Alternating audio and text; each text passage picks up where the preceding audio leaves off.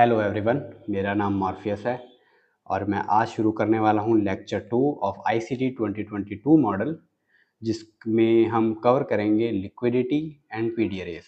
अब ये जो टॉपिक्स हैं ये थोड़े से एडवांस हो जाते हैं, थोड़े से ज़्यादा नहीं, और इसमें भी मैं आपको बेसिक और एडवांस दोनों बताऊंगा। स्टार्टिंग में आपको बेसिक जानने की ज़्यादा ज़रूरत है, तो अगर आप इसको देख रहे हैं तो मैं चाहूँगा कि आप इसको मोटिव से देखें कि आप इससे कुछ सीख सकें। इसलिए आपके हाथ में एक नोटबुक और एक पेन होना ज़रूरी है, और जो जो मैं आपको बताऊंगा आप उसके नोट्स बनाएंगे तो ये आपके लिए बहुत बेटर होगा, बहुत अच्छा होगा। तो शुरू करते हैं हम लिक्विडिटी की डेफिनेशन से। लिक्विडिटी की डेफिनेशन होती है pools of stop losses and pending orders that smart money targets. अगर मैं आपको हिंदी में बताऊं, अब जब भी हम ट्रेड लेते हैं, आप इसका मतलब समझिए। जब भी हम ट्रेड लेते हैं तो एक स्टॉप लॉस लगाते हैं और टारगेट लगाते हैं, जिसमें कि स्टॉप लॉस एक तरह का हमारे लिए सेफ्टी मेजर होता है कि हम अगर ट्रेड ले रहे हैं तो एक लिमिटेड अमाउंट है जो हम लूज़ कर सकें, जिससे हम अपनी रिस्क मैनेजमेंट को अच्छी तरीके से कर सकें और लॉन्ग रन में ट्रेडिंग में बने रह सकें। तो रिटेल ट्रेडर्स जो मार्केट में आते हैं, और ज़्यादातर मार्केट में हम जैसे लोग, हम रिटेलर ही हैं, पर जो मॉडल मैं आपको सिखा रहा हूँ या जिस टाइप की ट्रेडिंग मैं आपको सिखाना चाहता हूँ, इसमें हम स्मार्ट मनी के साथ मिल के ट्रेड करते हैं, जिसमें कि हम ये चीज़ों को अवॉइड करना चाहते हैं जो इसमें रिटेलर्स ज़्यादातर फंसते हैं। तो रिटेलर्स के ज़्यादातर एसएल कहाँ होते हैं? एक हाई के अबव, एक लो के अबव। तो स्मार्ट आप ज़्यादातर देखोगे कि एक ऐसा हाई जो कि एक प्राइस के बीच में बन रहा है, प्राइस उसको पहले स्वीप कर लेता है, उसके अबव चले जाता है, फिर सेल होता है। एक बेरिश एग्जांपल की तरफ से बता रहा हूँ। सेम चीज़ उल्टी हो जाती है बाइंग में भी, कि एक लो बना, आपको लगा वो लो अब फाइनल लो है, और आप वहाँ पे ही लो पे ही बाय कर लेते हो, और फिर वो लो एक बार ही टूट जाता है, आपको लगता है कि सेलिंग होगी, आप या तो वेट करते हो या सेल कर देते हो। दोनों केस में आप फोमो के शिकार हो जाते हो। अगर आपने सेल कर दिया है तो आप और लॉसेस में चले जाते हो। अगर आपने वेट किया है तो आपको लगता है ओहो मैं सही था, एक लो और वेट करता या फिर अब ट्रेड ले लेता हूँ बीच में कहीं से, तो उसके चांसेस ज़्यादा हैं कि एक रिट्रेसमेंट पे आपका एसएल चले ही जाएगा। तो अब होता क्या है, लिक्विडिटी मार्केट का फ्यूल है। मैंने पिछले लेक्चर में बताया था कि मार्केट का फ्यूल है, बगैर फ्यूल के कोई चीज़ नहीं चलती। आप खाना खाते हो, आपको एनर्जी मिलती है, आप काम करते हो, और ये चीज़ चलती रहती है। सेम चीज़ है एक बाइक, एक्टिवा, कार, या बड़े बड़े इंजन्स, या कुछ भी आप ले लो मैकेनिकल, सब चीज़ें फ्यूल पे चलती हैं। तो इस मार्केट की जो फ्यूल है वो लिक्विडिटी है। वो जब तक लोगों के पैसे खाएगा नहीं तब तक वो मूव नहीं करेगा। अगर उसको सेलिंग की तरफ मूव करना है तो उसको enough number of buying order को ख़त्म करना होगा, उनको क्लियर आउट करना पड़ेगा, तभी वो सेल होगा। और अगर बाय करना है तो enough numbers of sell orders को उनको ख़त्म करना होगा ताकि वो आगे बाय कर सके। एक बेसिक डेफिनेशन मैंने नीचे भी लिखा है, money sitting above highs and lows waiting to be taken. यानी कि हाइज और लोज के ऊपर जो कि पूल्स ऑफ पैसा पड़ा हुआ है, स्मार्ट मनी उसको लेगा और फिर आगे चले जाएगा। और ऐसा क्यों भी होता है उसका रीज़न भी मैं आपको देता हूँ। स्मार्ट मनी के ऑर्डर्स रिटेलर्स के हिसाब से बहुत ही बड़े नंबर के होते हैं। मैं आपको एक एग्जांपल दूं तो जैसे कि आपका ऑर्डर मैं कहता हूँ 100 लॉट का है, तो एक स्मार्ट मनी का लॉट नहीं नहीं लाखों करोड़ों में हो सकता है, ज़्यादा भी हो सकता है। तो उनका कभी भी उनकी कभी भी ट्रेड वो जब एग्जीक्यूट करेंगे तो वो, जैसे हम अगर ट्रेड एग्जीक्यूट करते हैं तो इंस्टेंटली एग्जीक्यूट हो जाता है, हमें ऑर्डर मिल जाता है, हम ट्रेड में एंटर हो जाते हैं। उनके साथ ऐसा नहीं होता, उन्हें वेट करना पड़ता है जब तक कि उनको इनफ नंबर ऑफ ऑर्डर्स एक जगह मिल नहीं जाएंगे, तब तक वो अपना ऑर्डर एग्जीक्यूट नहीं कर पाएंगे। तो जब आप मैक्सिमम नंबर ऑफ रिटेलर जब बाय कर रहे हैं, उस टाइम स्मार्ट मनी सेल करना चाहता है, तो उसके लिए वो सबसे बेस्ट अपॉर्चुनिटी है। क्योंकि ऑब्वियस सी बात है, आप खरीद रहे हो तो सामने कोई बेचने वाला भी तो होना चाहिए। अब वो सामने से जब चीज़ बेचना चाहते हैं तो हम एज अ रिटेलर उनको बाय करने वाले होने चाहिए। क्योंकि ज़्यादातर जो ये स्मॉल ऑर्डर्स होते हैं अलग अलग प्राइस पे, वो किसके हैं? रिटेलर्स के। इसलिए ये गेम चलती जाती है। हाँ, बहुत से लोग आएंगे, बहुत से लोग सबकी अपनी अपनी आइडियोलॉजी है, सबकी अपनी अपनी सोच है। बहुत लोग प्रॉफिट करते हैं सपोर्ट एंड रेजिस्टेंस पे भी। सबकी अपनी अपनी गेम है, जिसने जो चीज़ समझ ली है। मैं किसी को कुछ गलत नहीं कह रहा हूँ। मेरा वे जो है, मैं जिस वे से ट्रेड कर रहा हूँ, या मैं जिस वे मेरे को फ़ायदा हो रहा है, जिस वे में मेरे को रिजल्ट्स मिले हैं, मैं आपको वो बताना चाहता हूँ। आपको ये चीज़ सूट करती है तो आप इसको आगे फॉलो कर सकते हो। तो चलिए आगे लेक्चर पे बढ़ते हैं। अब लिक्विडिटी भी अलग अलग टाइप्स की होती है, जिसमें कि सबसे बेसिक लिक्विडिटी जो आपको मैंने हाइज और लोज के नीचे बताई है, हाइज के अबव और लोज के नीचे, तो उसमें हमारे पास एक टॉपिक आ जाता है इक्वल हाइज एंड इक्वल लोज का, जिसमें कि इक्वल हाइज जो कि रिटेल ट्रेडर ज़्यादातर उनको रेजिस्टेंस कहते हैं, और इक्वल लोज जो कि सपोर्ट होता है, कि एक ही प्राइस पॉइंट पे बहुत सारे लोज बने हुए हैं और प्राइस वहाँ से आगे ऊपर मूव कर गया तो एक स्ट्रॉन्ग सपोर्ट पॉइंट बन गया। पर हम as an ICT trader, ICT concept सीखने वाले ट्रेडर, हम उसे एज ए लिक्विडिटी देखते हैं, उसको एज ए टारगेट देखते हैं, या उसको स्वीप करने के बाद उसके ऑपोजिट डायरेक्शन के लिए ट्रेड देखते हैं। ये मैं आगे आपको समझाऊंगा। अभी आप चीज़ें समझो बेसिक बेसिक तौर पे, ऊपर ऊपर से। फिर आ जाती है आपकी टाइम बेस्ड लिक्विडिटी। इसमें मैंने टाइम का वर्ड इसलिए यूज़ किया है, जो मार्केट है, आपको हमेशा ये ध्यान रखना है कि टाइम पहले आएगा, प्राइस बाद में आएगा। सबसे इम्पॉर्टेंट प्राइस नहीं है, कोई पैटर्न नहीं है, कोई इंडिकेटर नहीं है, टाइम सबसे ज़्यादा इम्पॉर्टेंट चीज़ है। इसलिए time based liquidity the best है। टाइम बेस्ड लिक्विडिटी पे इक्वल हाइज एंड इक्वल लोज होना बेस्ट केस सिनेरियो। और तीसरा पॉइंट आपका आ जाता है इंटरनल रेंज लिक्विडिटी और एक्सटर्नल रेंज लिक्विडिटी। ये आप ऐसी ये लिक्विडिटी इस तरह की है, आप इसको हमेशा नहीं देखोगे। बस ये है कि ये आप अगर चार्ट देख रहे हो, आपके सामने आपको इस चीज़ की समझ है कि हाँ ये एक्सटर्नल लिक्विडिटी गई या इंटरनल की बारी है, अब इंटरनल गई एक्सटर्नल की बारी है अब। ये मैं आपको आगे आगे अब बताऊंगा। तो सबसे पहले हम आ जाते हैं टाइम बेस्ड लिक्विडिटी पे, जिस पे कि मैंने यहाँ पे मेंशन किया है previous days high, previous day low, previous week high, previous week low, previous month high and previous month low. Last में छोटे टाइम फ्रेम्स पे आ जाएं तो सेशन के हाई एंड लो। अब प्रीवियस डे हाई और वीक और मंथ हाई लो, इन तीनों के, ये एक टाइम बेस्ड लिक्विडिटी है। जैसे कि आप, आज मैं कहता हूँ आज सैटरडे है मान लो, अब मार्केट खुलेगा मंडे को, तो मैं कौन से लिक्विडिटी पे मेरा ध्यान रहेगा? फर्स्ट, प्रीवियस वीक के हाई पे, प्रीवियस वीक के लो पे मेरा ध्यान रहेगा। फिर उसके बाद मैं प्रीवियस डे और प्रीवियस डे के हाई और लो पे ध्यान दूंगा। मंथ का हाई, जो लो, हाई और लो होता है, वो हम एज अ उसको हमेशा हमें ध्यान में रखना होता है। हमेशा ध्यान में नहीं, हमें बस उसको बैक ऑफ द माइंड उसको रखना होता है कि हाँ यहाँ पे हमारा मंथली हाई है, हम यहाँ पे मंथली लो है। अगर हम यहाँ आते हैं तो अगर वो एज अ सपोर्ट वर्क करता है तो हम श्योर बाय कर सकते हैं। उसके स्वीप होने के बाद, ये नहीं कि वहाँ पे इक्वल लोज बना दिए तो हम बाय करेंगे। करने वाले कर सकते हैं, पर हमारा सोच का दायरा थोड़ा इससे बड़ा होना चाहिए। तो चार्ट पे मैं आपको बताऊंगा क्यों। फिर आ जाता है सेशन हाई एंड लो। जैसे कि अगर आपको बेसिक के बारे में थोड़ा थोड़ा पता है, तो मार्केट में अलग अलग सेशंस होते हैं। जो कि 3 मेजर सेशंस हैं हमारे।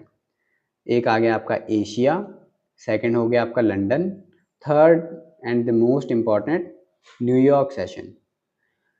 न्यूयॉर्क और लंदन जो कि हमारा मेन टारगेट रहता है, और जो एशिया है, कई लोग एशिया भी ट्रेड करते हैं, पर हम एशिया के रेंज को यूज़ करते हैं लंदन और न्यूयॉर्क को नेविगेट करने के लिए। तो मैं आपको बता रहा था कि सेशन हाई एंड लो, मैं अब आगे आपको बताता हूँ वो कैसे होते हैं। तो गाइज अब हम स्टार्ट करते हैं एशियन सेशन लिक्विडिटी स्वीप से, जिसमें कि मैं अलग अलग सेशन में जो लिक्विडिटी स्वीप होती है और उनकी लिक्विडिटी जाती है to the buy side and sell side, वो मैं आपको बताऊंगा। जिसमें कि आप ये एक येलो बॉक्स को देख रहे हो जिसमें ऊपर टाइमिंग डिनोटेड है, ये एशियन रेंज है, जिसमें कि ये मिलिट्री टाइमिंग यहाँ पे लिखी हुई है।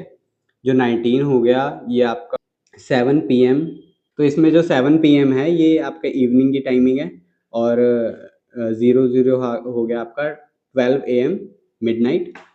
ये सारी टाइमिंग्स न्यूयॉर्क के हिसाब से है, जो कि आपको हमेशा अपने चार्ट्स पे रखनी है। जिसमें कि ये लो आपका एशियन सेशन का लो है और ये हाई आपका एशियन सेशन का हाई है। इसमें कि आप देख सकते हो जो एशियन सेशन की हाई है वो पहले प्राइस लेके जाता है, उसकी स्वीप करता है, फिर स्मार्ट मनी रिवर्सल के साथ प्राइस एशियन सेशन लो की तरफ जाने लगता है। तो अब हम आ जाते हैं लंदन सेशन की लिक्विडिटी स्वीप पे, जिसमें कि आपका लंदन सेशन स्टार्ट होता है 2 AM इन द मॉर्निंग और एंड होता है 7 AM in the morning of New York timing. जिसमें कि आप यहाँ पे देख सकते हो ये लंदन सेशन डिनोट किया हुआ है, ये हाइयर टाइम फ्रेम में डिनोट किया हुआ है, 1 मिनट पे नहीं है। जिसमें कि आप देख सकते हो लंदन सेशन ये आपका इस जगह पे है, और नीचे आपके पास एक की वीकली जोन है हाई टाइम फ्रेम का। ये हम वीक की जोन्स पे या की पॉइंट्स पे, और सॉरी की POIs पे हम बाद में आएंगे। ये मैं आपको एक्स्ट्रा चीज़ें इसमें इसलिए दिखा रहा हूँ ताकि आपको आगे जो जो चीज़ें मैं सिखाऊंगा उसमें आपको ये चीज़ें याद रहेंगी तो बहुत फ़ायदा होगा आपका। तो जिसमें कि आप देख सकते हो जो लंदन सेशन है उसका एक लिक्विडिटी स्वीप होता है इस पॉइंट पे, और प्राइस नीचे आता है। फिर थोड़े टाइम के लिए प्राइस कंसोलिडेट करता है, और देन जब न्यूयॉर्क सेशन स्टार्ट होता है तो ओपन होने के बाद वो स्टार्टिंग करता है मैनिपुलेशन नीचे से। मैनिपुलेशन आपकी हो गई कि रियल मूव बाइंग का होगा, पर उससे पहले आप देख सकते हो एक स्ट्रॉन्ग सेलिंग का मूव दिया गया है, जिसमें रिटेलर्स को मैनिपुलेट किया जाता है कि एक स्ट्रॉन्ग सेलिंग का मूव आ चुका है।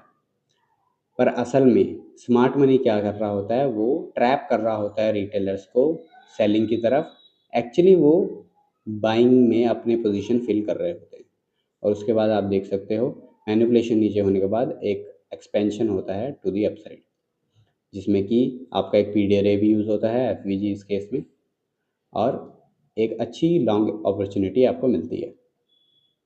अब हम आ जाते हैं न्यूयॉर्क सेशन की लिक्विडिटी स्वीप पे, जिसमें कि आप देख सकते हो ये ब्लैक लाइंस जो हैं इसके अंदर हम एक न्यूयॉर्क सेशन के अंदर हैं, जिसमें कि नीचे यहाँ लिखा हुआ है 15 मिनट इक्वल लोज। जो equal lows and equal highs हैं ये आपका एक हाई प्रोबेबिलिटी टारगेट या फिर POI दोनों एज अ वर्क कर सकता है। फॉर एग्जांपल मैं यहाँ पे ये आपको ये इंटरनल रेंज लिक्विडिटी देख सकते हो, ये मार्क्ड है यहाँ पे। ये इसलिए मार्क्ड है क्योंकि यहाँ आप देख सकते हो ये हाई और ये हाई कितने रिलेटिवली इक्वल है। मतलब आप अगर इसको चार्ट को छोटा करोगे तो ये आपको एक तरह से इक्वल लगेंगे। इक्वल हाइज एंड इक्वल लोज बहुत ही इम्पॉर्टेंट लिक्विडिटी पॉइंट्स होते हैं जिनको आप हमेशा ध्यान में रखोगे। जिसमें कि आप देख सकते हो इस चार्ट में कि 15 मिनट की इक्वल लोज थी, इक्वल लोज की लिक्विडिटी थी, जो कि प्राइस उसको स्वीप करता है, और फिर स्मार्ट मनी रिवर्सल होता है। स्मार्ट मनी रिवर्सल के भी पॉइंट पे हम बाद में आएंगे। और एक BPR यूज़ होता है, BPR भी बात का टॉपिक है। आप सिर्फ इस FVG को ले सकते हो फ़िलहाल के लिए। FVG पे टैप करता है और एक अच्छा लॉन्ग अपॉर्चुनिटी देता है to the external range liquidity. ये भी टॉपिक अभी आगे का है, ये भी मैं आपको बताऊंगा। अब हम आ जाते हैं टाइम बेस्ड लिक्विडिटी पे, जिसमें कि आप देख सकते हो मैंने एक चार्ट यहाँ पे आपको शो कर रहा हूँ। यहाँ पे मैं आपको एक चार्ट शो कर रहा हूँ जिसमें कि एक हाई मार्क्ड है और आप यहाँ पे देख सकते हो जस्ट मैंने अभी आपको बताया था इक्वल हाइज एंड इक्वल लोज के बारे में, जिसमें कि आप ये देख सकते हो कि यहाँ पे मल्टीपल हाइज बने हुए हैं 1, 2 एंड 3 और ये मल्टीपल हाइज एक दूसरे के रिलेटिवली इक्वल हैं, एक तरह से दोनों इक्वल हैं। तो जब ये चीज़ें टाइम के साथ जुड़ जाती हैं तो ये बहुत ही हाई प्रोबेबिलिटी लिक्विडिटी पॉइंट हो जाता है या टारगेट पॉइंट। इस केस में आप देख सकते हो एक हमारे पास प्रीवियस वीक हाई है विद इक्वल हाइज, जो कि आप देख सकते हो स्वीप होता है, जस्ट विक उसके आर पार जाती है। अगर जूम इन करूं तो इस पे ये देखिए सिर्फ विक उसके पार जाती है और उसके बाद इंस्टेंटली आप देख सकते हो प्राइस नीचे फॉल करना शुरू कर देता है। ये आवरली का चार्ट है, 1 कैंडल 1 आवर की है। आप उसके बेस पे देखो कि ये कितनी ही प्रिसिशन के साथ वर्क कर रहा है। अब आ जाते हैं हम प्रीवियस वीक हाई में।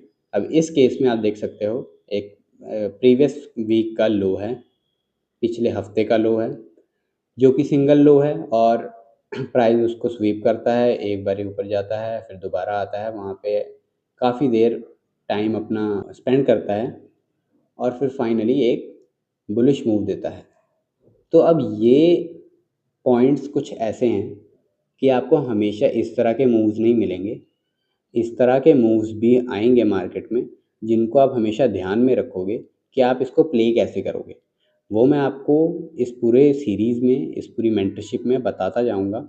आपको धीरे धीरे हर चीज़ ग्रैस्प करनी है ताकि आपको पता चले कि आप ऐसे मूव और ऐसे मूव में कैसे डिफरेंस करके आप एक अच्छी ट्रेड अपॉर्चुनिटी फाइंड कर सकते हो और उसको प्ले कर सकते हो।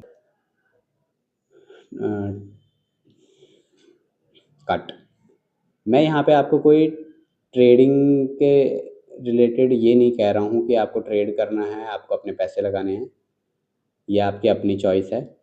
मैं जस्ट आपको यहाँ पे प्योर नॉलेज देने आया हूँ, सिर्फ आपको सिखाने आया हूँ विदाउट एनी मनी। मैं आपको यहाँ पे कुछ ये नहीं बताने आया हूँ कि आप अपने पैसे लगाएं ट्रेड करें, वो आपकी अपनी चॉइस है। मैं बस इतना चाहता हूँ कि आपको मैं ये नॉलेज प्रोवाइड कर रहा हूँ, आप इसका एक अच्छा यूज़ करें। आप इसको सीरियसली देखें, नोटबुक और पेन लेके जो इम्पोर्टेंट पॉइंट्स हैं आप उनको नोट करें, उनके नोट्स बनाएं और पूरी ऑनेस्टी से लेक्चर्स को देखें और उनको समझें भी।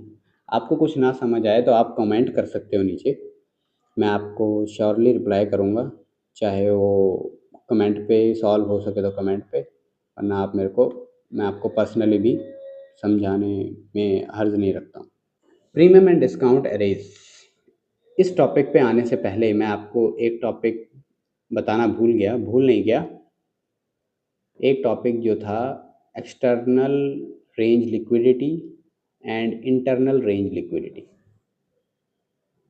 ये बहुत ही एक सिंपल सा टॉपिक है और बहुत ही इम्पॉर्टेंट टॉपिक भी है, जिसमें कि एक्सटर्नल रेंज लिक्विडिटी कौन सी होती है। अगर आप इस चार्ट को, इतने से पार्ट को देखो, अगर मैं इतने से पार्ट को कहूँ आप इस पे ध्यान दो, आपको क्या लगता है कि यहाँ पे इंटरनल रेंज लिक्विडिटी क्या हो सकती है या एक्सटर्नल रेंज लिक्विडिटी क्या हो सकती है। मैंने आपको एक टाइप की लिक्विडिटी बता दी, लोज एंड हाइज की लिक्विडिटी। वो आप इस चार्ट पे अगर आप देखोगे तो आपको इजीली पता लगेगा कि एक्सटर्नल रेंज लिक्विडिटी जो होती है वो हाइज एंड लोज पे होती है। इस केस पे ये वाला लो जो कि एक प्रीवियस वीक का लो भी था, ये एक एक्सटर्नल रेंज लिक्विडिटी है। अब इंटरनल रेंज लिक्विडिटी क्या होता है, आप इस गैप को देख रहे हो, ये एक फेयर वैल्यू गैप है। अभी मैं पीडी अरेज में आऊँगा, इसकी इंपॉर्टेंस के बारे में बताऊँगा। जो फेयर वैल्यू गैप होता है वो आपके प्राइस आप मार्केट में प्राइस को एक फेयर वैल्यू प्रोवाइड करता है। फॉर एग्जांपल मैं आपको अगर यहाँ पे समझाऊँ, आप देख सकते हो एक स्ट्रॉन्ग सेलिंग हो रही है और प्राइस बीच में एक ब्लैक कैंडल का गैप बनाता है। तो ये जो ब्लैक कैंडल है, यहाँ पे बाइंग ऑर्डर्स की कमी है, सेल ऑर्डर्स का अबंडेंस है, बाइंग ऑर्डर की कमी है। अगर आप इसको एक तराजू पे नापोगे तो सेल भारी रहेगा, बाइंग हल्का रहेगा। तो यहाँ पे नीड किस चीज़ की है, इसको फेयर वैल्यू देने के लिए बाइंग की। तो प्राइस यहाँ पे बाइंग होके जाता है, पर किसके बाद? एक्सटर्नल रेंज लिक्विडिटी लेने के बाद। एक्सटर्नल, इंटरनल, इंटरनल के बाद एक्सटर्नल। आप समझ रहे हो मैं क्या कह रहा हूँ? एक्सटर्नल जा रहा है, फिर उसके बाद इंटरनल जा रहा है। जब इंटरनल चला गया, फिर ये एक लो जो एक्सटर्नल लिक्विडिटी बनी, फिर वो गया। ये आपको हमेशा जैसे मैं एग्जांपल दे रहा हूँ, हमेशा आपको ऐसे नहीं मिलेगा। पर आप सोचो, जब आपको ये चीज़ एकदम ऐसे ही एग्जैक्ट ऐसे ही होते हुए मिल रही है, तो ये आपको कितना ज़्यादा फ़ायदा देगी, क्योंकि आपको ऑलरेडी पता होगा कि क्या होगा। आपकी एक साइड एक्सटर्नल लिक्विडिटी गई, आपको पता पहले से ही है कि इंटरनल जाने वाली है। आप यहाँ से अलग अलग पीडीआरएस या अलग अलग एंट्री मैकेनिज्म यूज़ करके बाय कर सकते हो इन पॉइंट्स तक।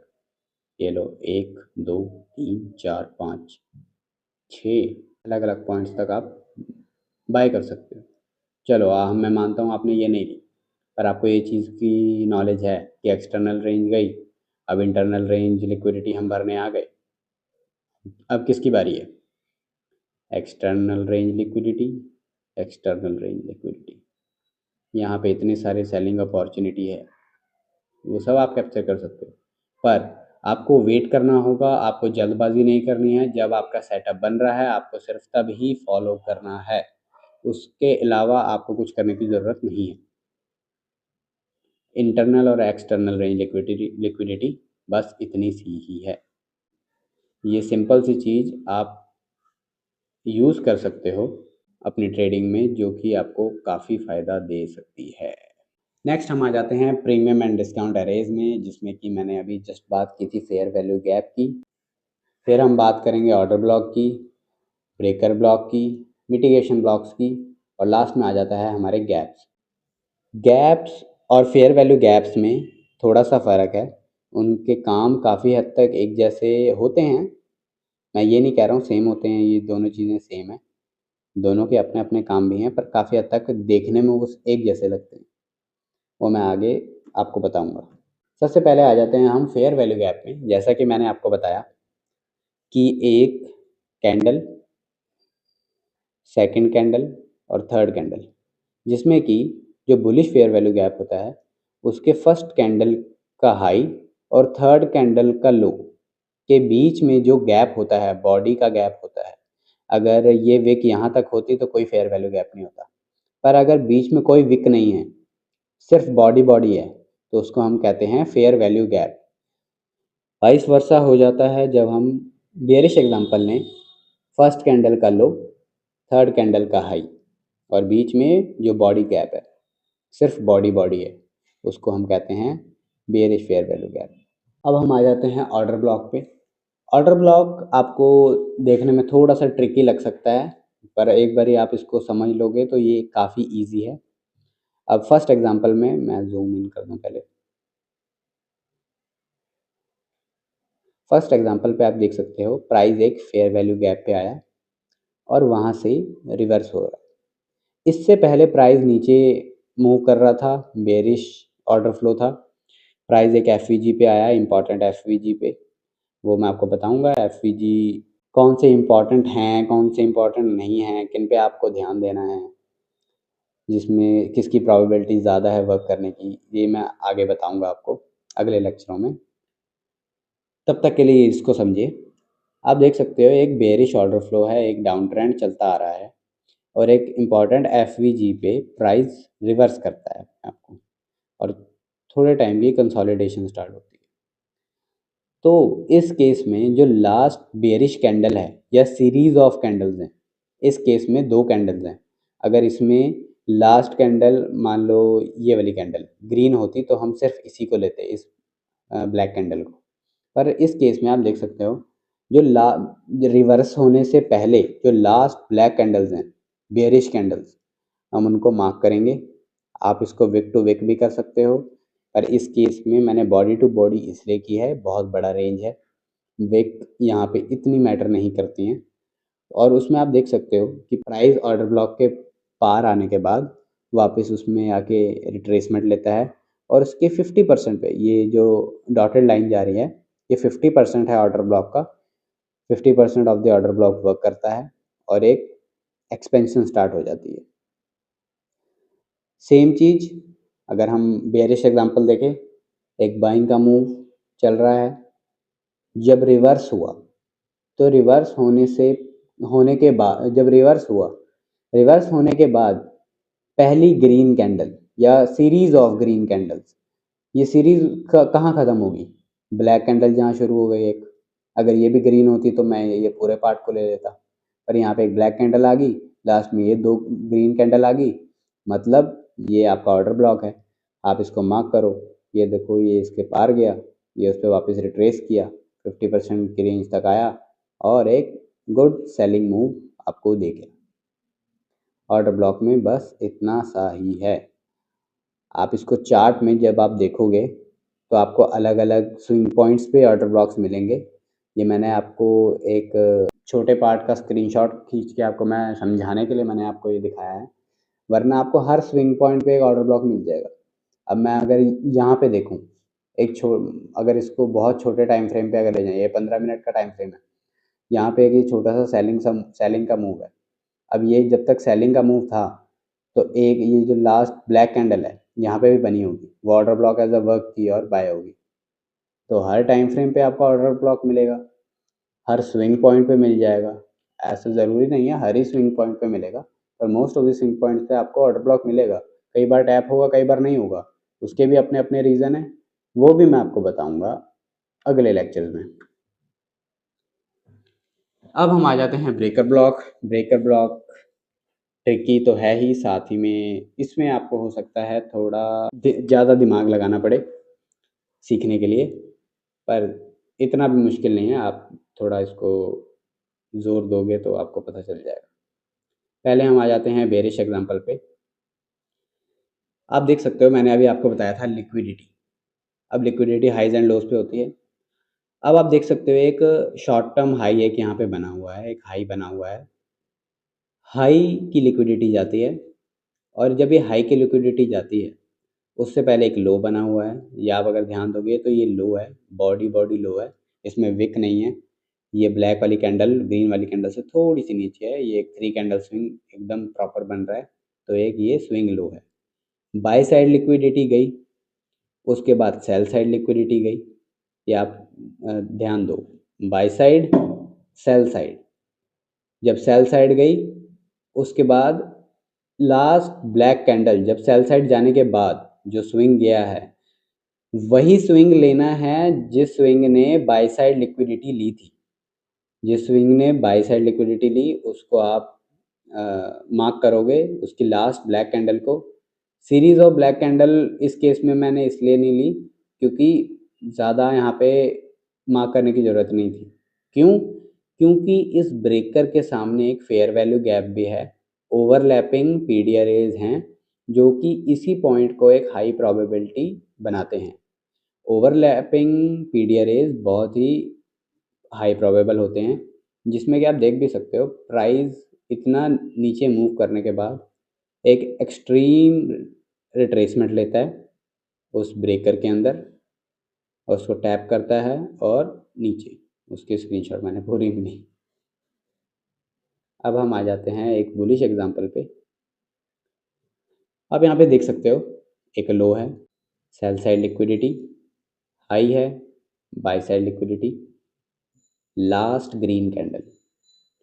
सेलिंग में हमने लास्ट ब्लैक कैंडल ली थी, या आपके केस में रेड कैंडल कह सकते हैं, कलर आपकी चॉइस है, आप चेंज कर सकते हो, मैं ब्लैक बोल रहा हूँ। लास्ट ब्लैक कैंडल सेलिंग करने टाइम, जब बाय करना है तो last green candle. Bearish breaker में बाई साइड पहले जाएगी फिर सेल साइड जाएगी। बुलिश में सेल साइड पहले जाएगी फिर बाय साइड जाएगी। अब देख सकते हो एक लो बना, उसकी सेल साइड लिक्विडिटी गई। वो जब लो गया उससे पहले एक हाई बना था जो कि बाय साइड लिक्विडिटी हुई। वो बाय साइड लिक्विडिटी गई, प्राइस रिट्रेस किया ब्रेकर के अंदर, उसके एंड पूरे डिस्काउंटेड जोन तक चला गया उस ब्रेकर के। अभी इस केस में आप देख सकते हो सिंगल ग्रीन कैंडल है, तो मैंने सिंगल ग्रीन कैंडल को मार्क किया। एक बारी एक मूव दिया, दूसरी बार भी वहीं पे आया और फिर एक अच्छा मूव दिया। दो बारी आपको अपॉर्चुनिटी मिली इसमें एंट्री के लिए। तो इस तरह से आप ब्रेकर को यूज़ करोगे।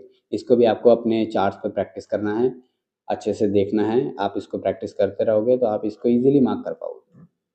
फिर हम आ जाते हैं मिटिगेशन ब्लॉक पे। मिटिगेशन ब्लॉक्स जो हैं आपके वो काफ़ी हद तक सिमिलर हैं ब्रेकर ब्लॉक जैसे, पर इसमें एक चीज़ की आसानी हो जाती है, जिसमें कि मैं आपको बुलिश एग्जांपल में बताऊं। इसमें सिर्फ बाई साइड लिक्विडिटी जाती है, सेल साइड नहीं जाती। फॉर एग्जांपल यहाँ पे एक लो बना, लो बनने के बाद एक हाई बना, फिर एक हायर लो बना, फिर एक हायर हाई जाके हायर हाई बन रहा है। बेसिकली एक ट्रेंड फॉलो हो रहा है, जिसमें कि हर स्विंग पॉइंट पे जो स्विंग हाई है, उस स्विंग हाई में जो लास्ट ग्रीन कैंडल होती है हम उसको मार्क करते हैं, वो मिटिगेशन ब्लॉक होता है। एक तरह की कंटिन्यूएशन होती है। सेम अगर हम बेरिश एग्जांपल लें तो उसमें हम रेड कैंडल को लेते हैं, लास्ट रेड कैंडल को, जिसमें कि आप देख सकते हो एक हायर हाई, इससे पहले एक अप ट्रेंड चल रहा होगा, हायर हाई, फिर चेंज ऑफ करेक्टर होने के बाद लोअर हाई, फिर क्या बोलते लोअर लो, लोअर लो होने के बाद फिर लोअर हाई इस मिटिगेशन ब्लॉक के अंदर बनेगा, फिर कंटिन्यू होती जाएगी चीज़ें। अब मैंने आपको सारे पीडी अरेज बता दिए हैं जो कि इम्पॉर्टेंट हैं। पीडी अरेज ऐसे बहुत सारे हैं, पर इसके अलावा आपको कोई पीडी अरेज पे ध्यान देने की ज़रूरत नहीं है। ये ही मेन आपको हमेशा दिखते रहेंगे, एक नहीं तो दूसरी चीज़ दिखती रहेगी। आपको इसको प्रैक्टिस करना है अच्छे से। तब तक के लिए good bye and thank you.